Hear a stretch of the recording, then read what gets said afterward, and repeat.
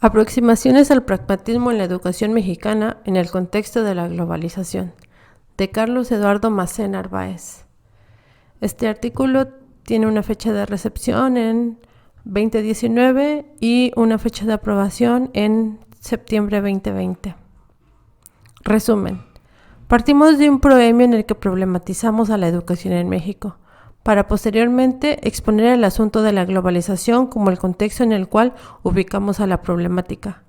Enseguida pasamos al análisis del pragmatismo utilitarista o el uso de los medios más perversos para empoderarse de la sociedad, dominarla, dirigirla y servirse de ella. Enseguida abordamos el problema del pragmatismo en la educación en general y universitaria en particular, para pasar a abordar los temas de cómo ubicar al pragmatismo en la educación en el umbral de la posmodernidad y de los sistemas educativos. Palabras clave: globalización económica, pragmatismo, educación. Introducción. La situación de la educación contemporánea es paradójica. Se le exige respuesta ante una sociedad cada vez más cambiante, volátil, informatizada e hipercomunicada, determinada y determinándose por y con el sistema capitalista.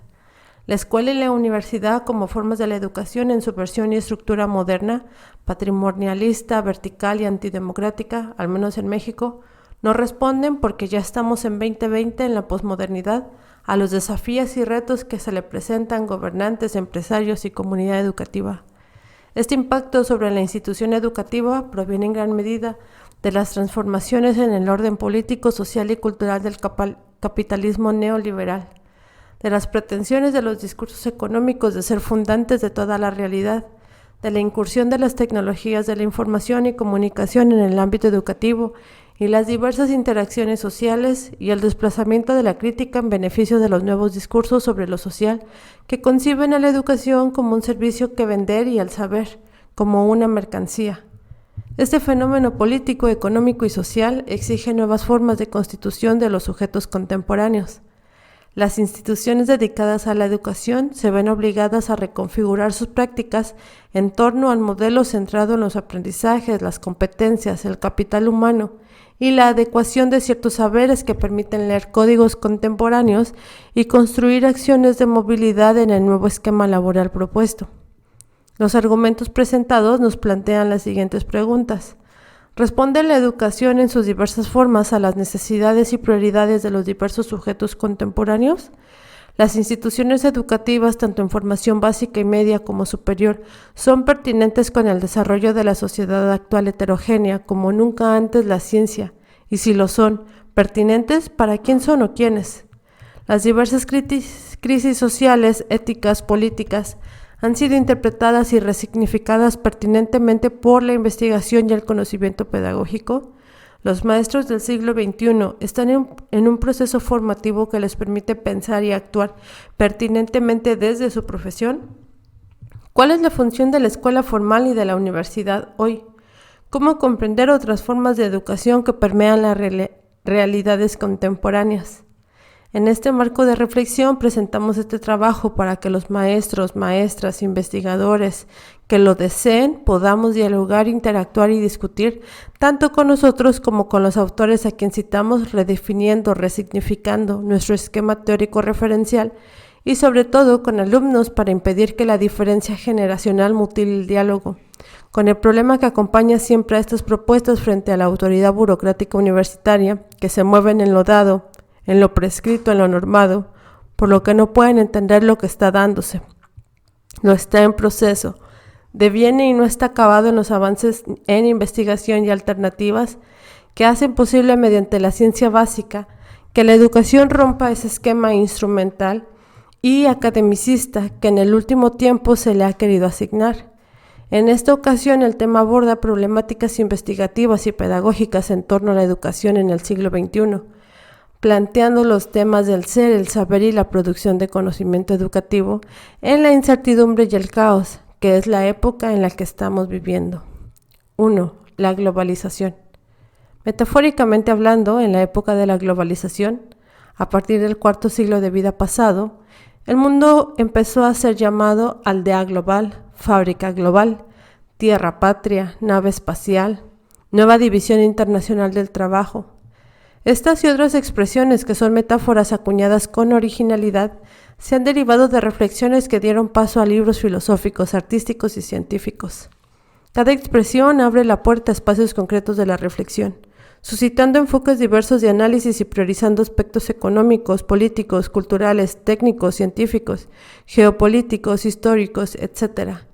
En nuestra opinión y en la de muchas personas, no habría que creer sin más que la globalización da paso a una armonía entre las naciones. El vínculo económico mundial no está por supuesto exento, ni de debate político ni de relaciones de dominación.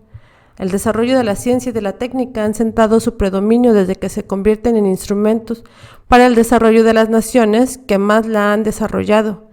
Es evidente que los países llamados en desarrollo ahora están ofreciendo espacios para la manufactura lucrativa de productos electrónicos y nuevas tecnologías destinadas al mercado mundial en escala creciente. Vista así, la globalización es, abre cita, la realidad de la fábrica de la sociedad global, altamente determinada por las exigencias de la reproducción ampliada del capital. En el ámbito de la globalización, a veces se revelan transparentes e inexorables los procesos de concentración y centralización del capital, y se articulan empresas y mercados, fuerzas productivas y centros decisorios, alianzas estratégicas y planificación de corporaciones. Con respecto a nuestra problemática en la globalización, la mercancía más valiosa es el conocimiento y para nuestro tema es conocer y comprender las causas de los problemas educativos, los que contienen a su vez las prácticas de la interacción social en su especificidad, así como la apropiación de ese mismo conocimiento a través de la investigación educativa. Un ejemplo de la importancia que el conocimiento en general tiene en el actual contexto de la globalización compleja es el de que las empresas de los países más adelantados tienen como prioridad aplicar lo que se llama capitalismo por despojo.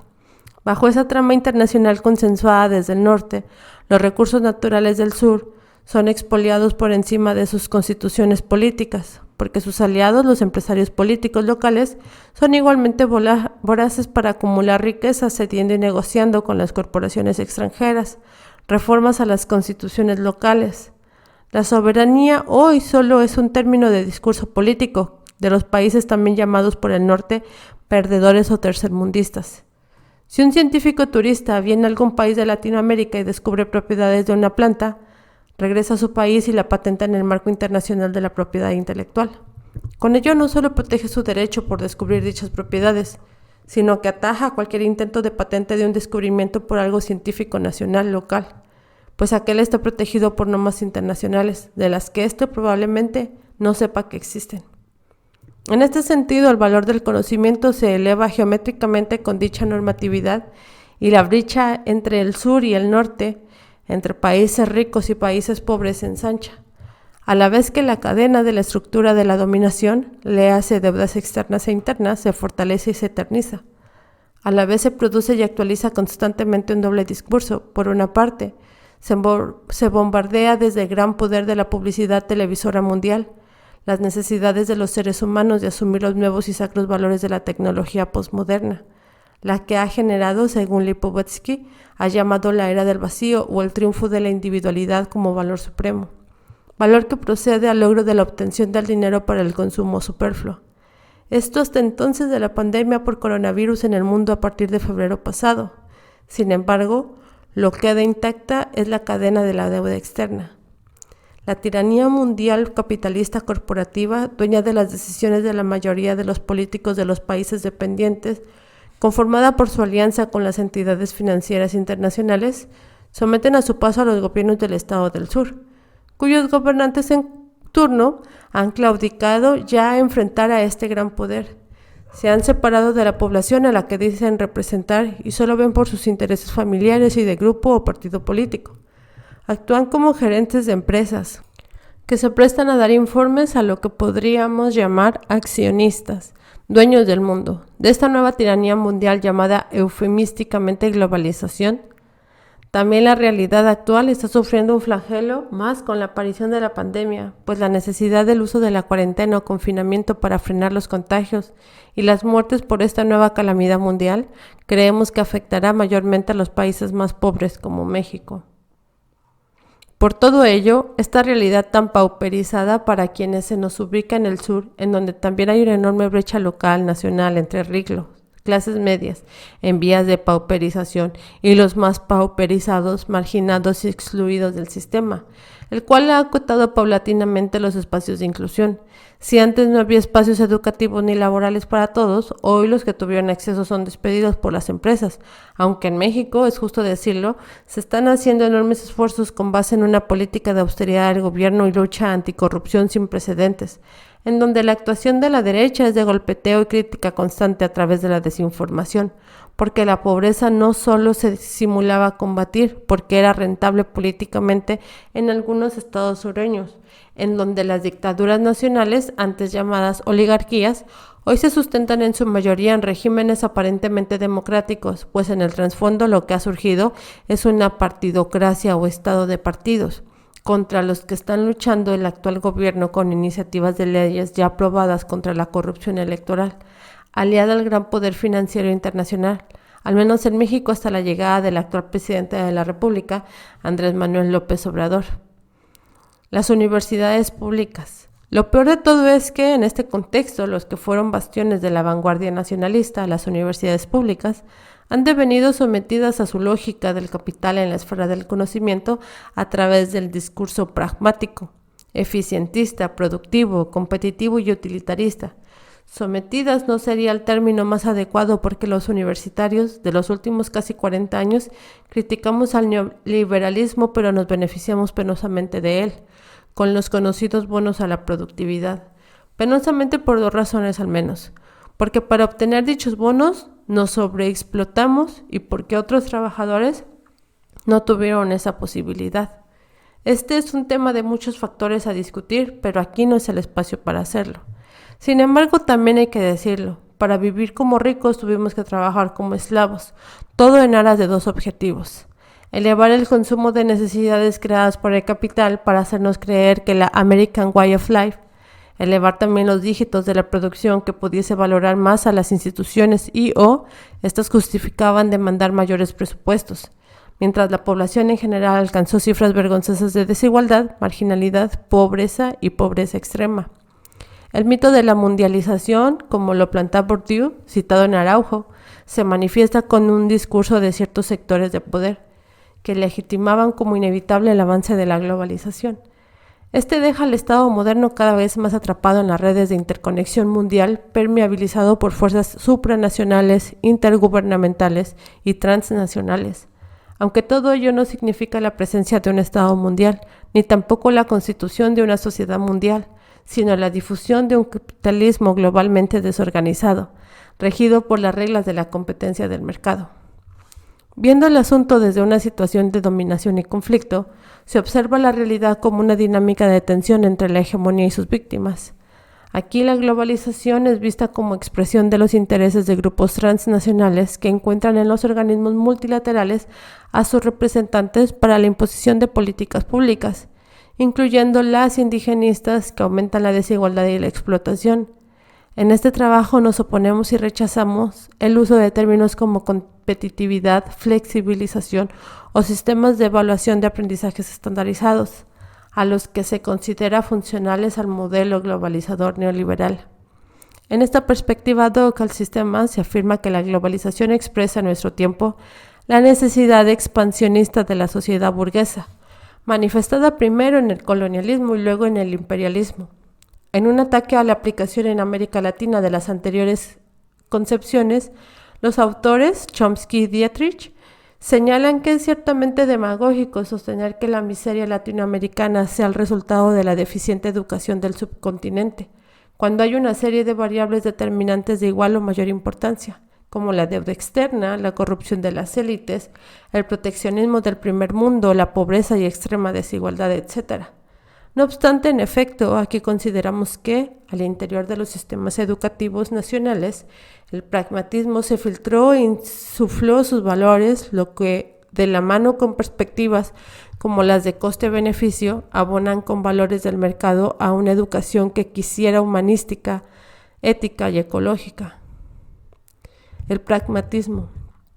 Una muestra de los antecedentes del pragmatismo en México En México se lo debemos a Guevara Niebla, entre otros quien apuntó, abre cita, los bisoños liberales mexicanos buscaron fórmulas pedagógicas para su proyecto en Europa y creyeron encontrarlas primero en el modelo del inglés Lancaster, luego en algunos mentores españoles de tendencia laica, finalmente en el positivismo francés que introdujo en México en 1867 el célebre maestro Gabino Barreda. A finales del siglo XIX, en el marco de la paz porfiriana, México vivió una edad de oro en educación y obras pedagógicas de diverso origen que proliferaron en el país. Esa diversificación de influencias fue probablemente el desarrollo general de las naciones y del exitoso movimiento pedagógico internacional de la Escuela Nueva. Se preveía que la educación en México podría haberse constituido enriquecedoramente con bastantes y diversas bases pedagógicas, con la llegada de pedagogos europeos y norteamericanos, por ejemplo, del alemán Friedrich Froebel y el estadounidense John Dewey. Pero la Revolución Mexicana de 1910 clausuró ese auge pedagógico. No obstante, en tal momento, uno de los pioneros docentes que ha habido a los Estados Unidos y que se nutrió del pragmatismo fue don Rafael Ramírez y Moisés Sáenz, quienes llegaron a suceder a Vasconcelos en esa época, pero este vínculo académico se vio restringido por circunstancias inopinadas. Primero, por el estallido de la Revolución y el surgimiento de vigorosos sentimientos nacionalistas entre la población, y segundo, por la creciente influencia en América Latina y México del movimiento cultural que se conoció como el arrielismo.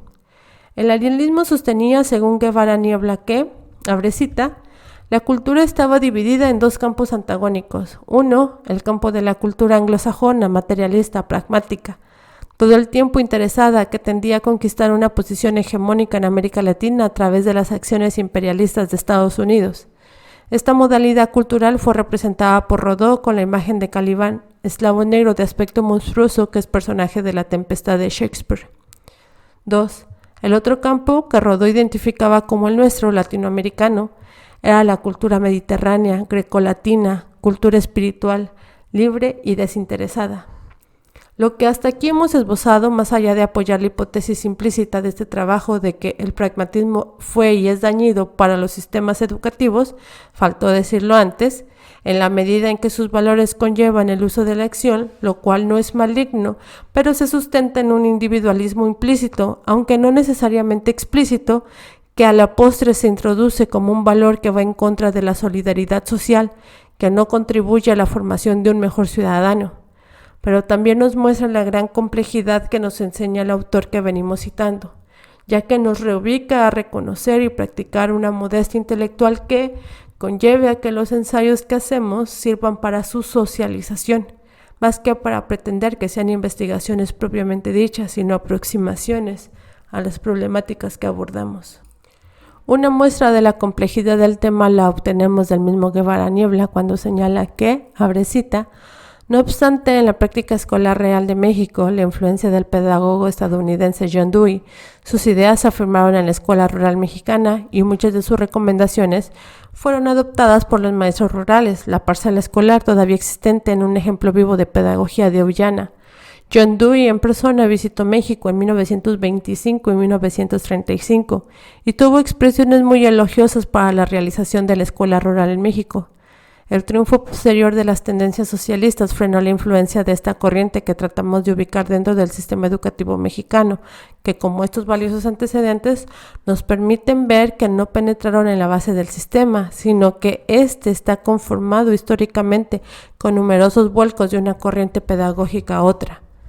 Lo que nos interesa en este modesto trabajo es divulgar la idea de que el pragmatismo posterior en los mismos Estados Unidos se desarrolló en sus universidades en el espíritu de las escuelas de negocios y ello influenció a los estudiantes mexicanos de posgrado que fueron a terminar de formarse, a especializarse allá, quedando por analizar en qué instituciones privadas se adoptó en sus programas la perspectiva pragmatista de las escuelas de negocios estadounidenses. Por ello pasamos enseguida a abordar el asunto planteado. Consideramos que el discurso político-administrativo de la tecnocracia mexicana hace años se invocaba al pragmatismo.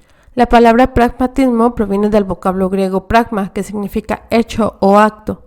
Su concepción de base es que solo es verdadero aquello que funciona, enfocándose hacia en el mundo real objetivo, como la mejor fórmula para el cumplimiento de metas gubernamentales y empresariales, ignorándose que el pragmatismo constituye un modo de razonamiento y acción que caracteriza la historia contemporánea norteamericana de manera sumamente irregular y con altos costos políticos, intelectuales y morales, particularmente dirigido hacia el exterior. El pragmatismo constituye una visión del mundo propia de un país cuya hegemonía se vuelve global, que pretende establecerse y lo hace como una civilización universal. La aristocracia intelectual de la Universidad de Harvard sirvió de medio institucional para insertar la visión empresarial básica en todas las disciplinas sociales y también en la filosofía.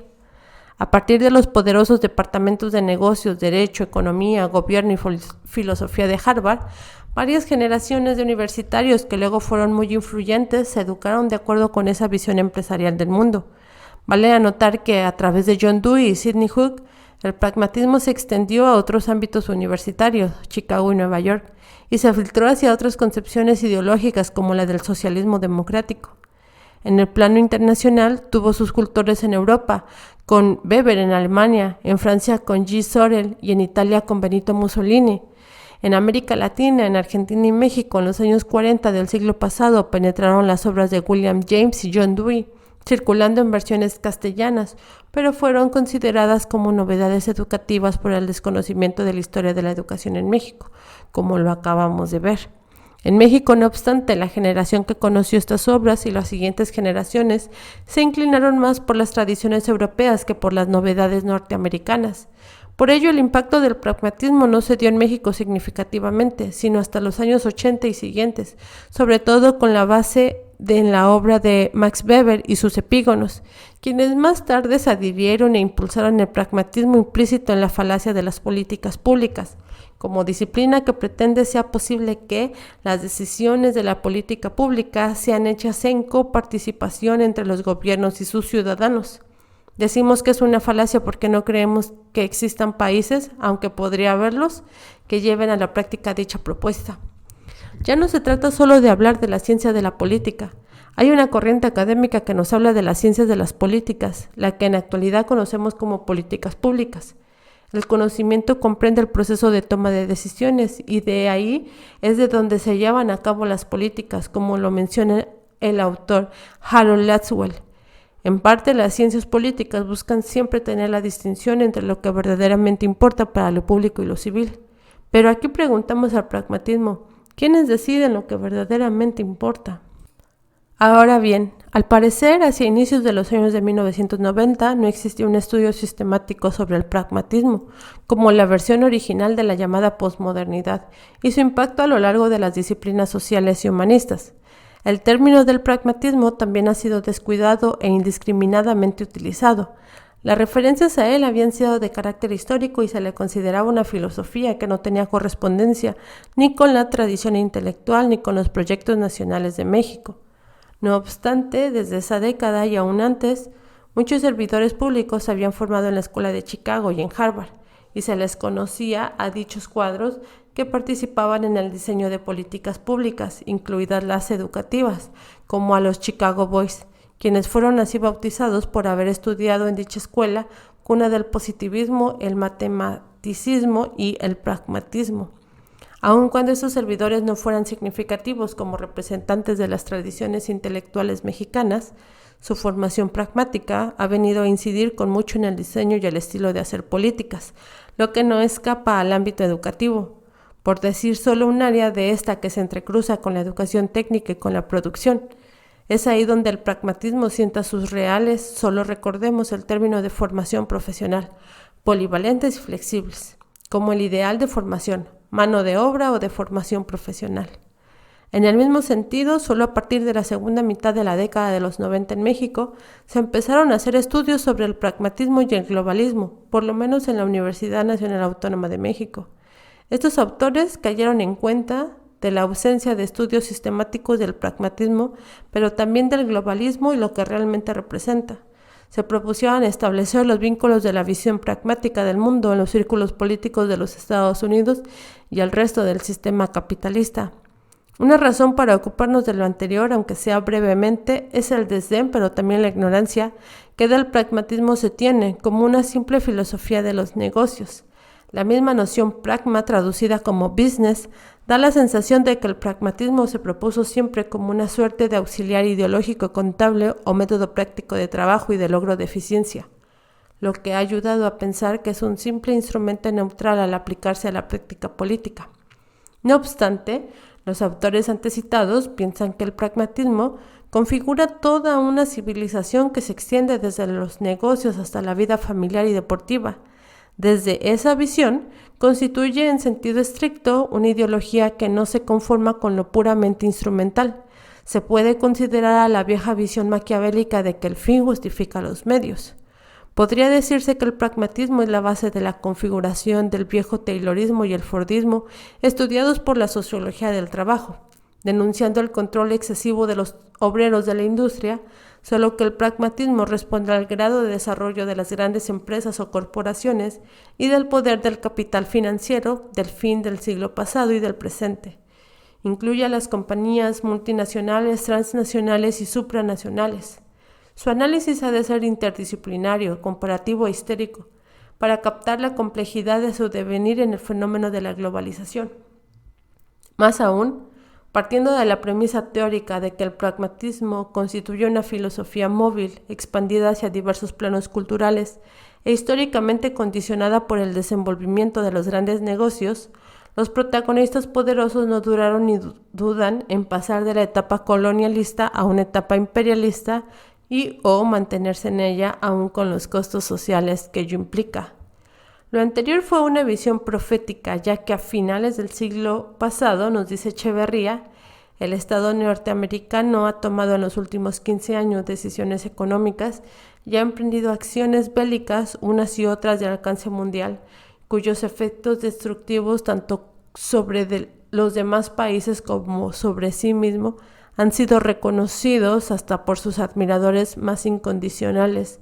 Se trata de un comportamiento que se autoatribuye una peculiar racionalidad a la luz de la cual esas decisiones y esas acciones serían necesarias para salvaguardar la vida civilizada sobre el planeta.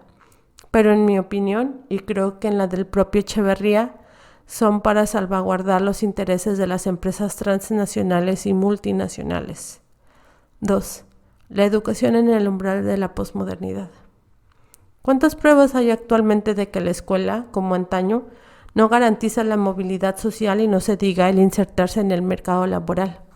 Hago la acotación de que esto ocurre también en países que se consideraron desarrollados, pues hace ya un par de años con los indignados de la eurozona se quejaban de lo que afirmó el Ministerio del Empleo de España dio a conocer en marzo de 2013, que el número de desempleados en ese país supera ya 5 millones y en la eurozona llegaba entonces a 19.2 millones de personas.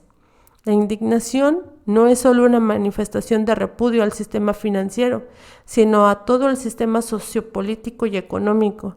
Sin duda, genera un malestar más que cultural, pues hunde sus raíces en un desencanto unipersonal y social de unas condiciones de vida que jamás se advirtió que podría ser parte de las crisis capitalistas. La vida de un joven en España, al menos desde mi experiencia, es desesperanzadora. Tienes que concientizarte de que tendrás que irte afuera a buscar trabajo de lo que sea. Aunque yo sea periodista, de nada me va a servir, porque es posible que no haya trabajo de lo que realmente he estudiado. Esta situación me crea impotencia, inestabilidad, tristeza y ganas de irme de aquí. Cuenta Cris, quien tiene 22 años y vive con su mamá en Cama, una localidad cercana a Sevilla. Al respecto hay que comentar que tampoco fue una garantía para los graduados de los países dependientes ni siquiera en la época industrialista del agotamiento de la economía del segundo sector de la economía industrial y el paso al tercer sector, los servicios. Los graduados universitarios de esas décadas en México, por ejemplo, aunque fueron un número no significativo con respecto al total de la población, se insertaba mejor salarialmente hablando que los no graduados o con solo educación básica y media superior. Los jóvenes que hoy están matriculados en los niveles de educación media superior y superior están escépticos de que al egresar encuentren un trabajo digno. No creemos necesario conceptuar lo que eso significa para cualquier matriculado. Para la época industrialista se dio ante el sector pujante de los servicios que paradójicamente no son alcanzables para todos. No obstante, los planificadores de la educación no previeron o no creyeron lo acordado en la OCDE en los años 80 del pasado siglo.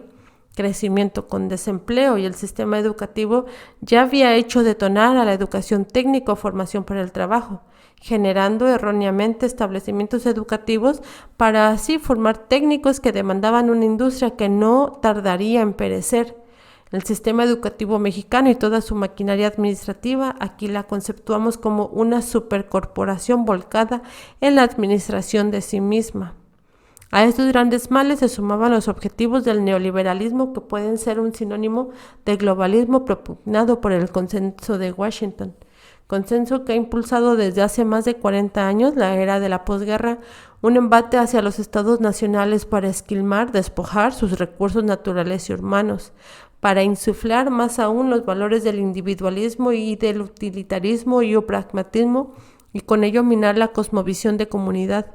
Ha penetrado aún más en las clases políticas, comparándolas para el logro de sus intereses, generando una nueva oligarquía en la que los perdedores son la gran masa de connacionales.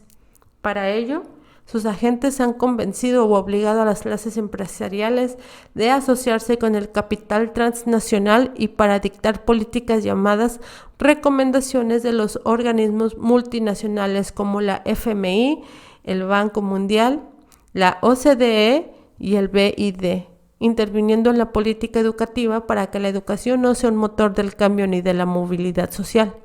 Al respecto, es sabido que el espíritu de dichas instituciones es hacer prevalecer el orden establecido, con lo que se necesita seguir formando mano de obra barata para las empresas, las cuales paradójicamente invierten en la robótica para poder sustituir esa mano de obra por máquinas que hagan el trabajo que los trabajadores vienen haciendo.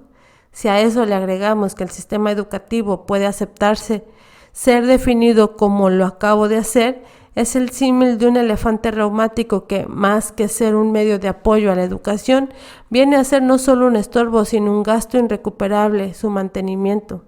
Quizá Guevara Niebla se convenció antes de ello cuando escribió su célebre La catástrofe silenciosa.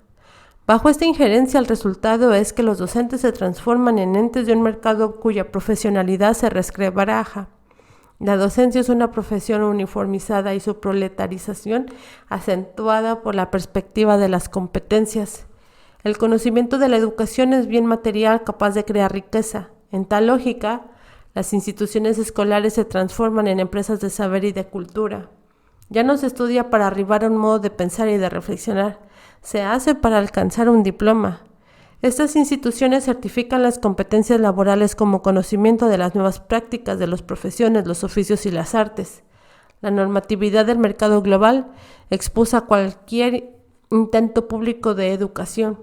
Las instituciones se obligan a ser autosuficientes y aquellos que se desempeñan como actores del saber y de la cultura se transforman en agentes de producción económica.